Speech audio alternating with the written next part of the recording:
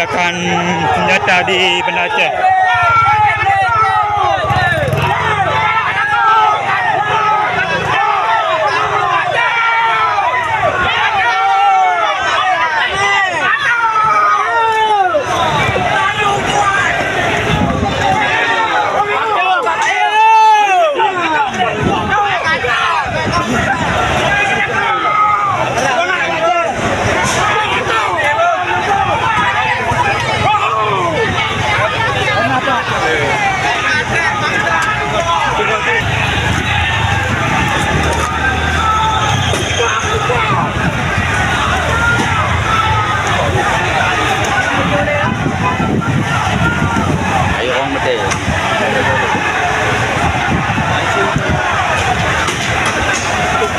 Suara ledakan di Kota Banda Aceh bentrok dengan Brimob dan masyarakat.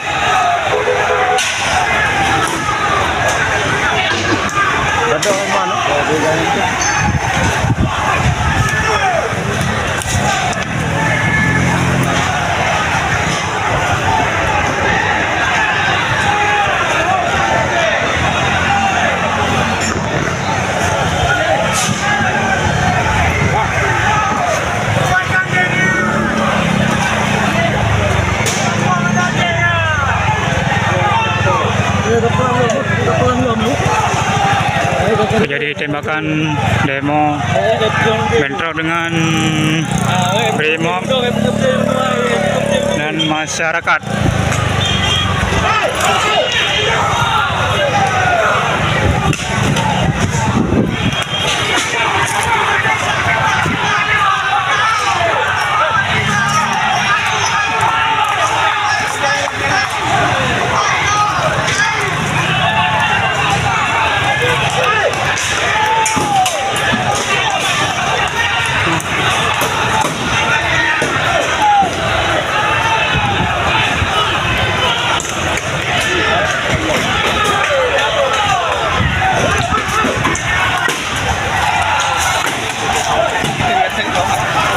Sampai mana? Benar.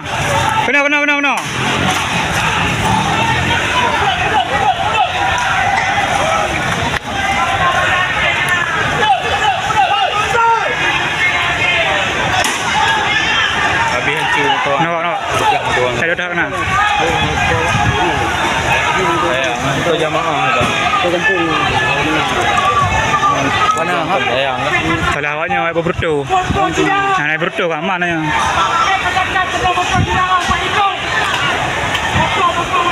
Ya,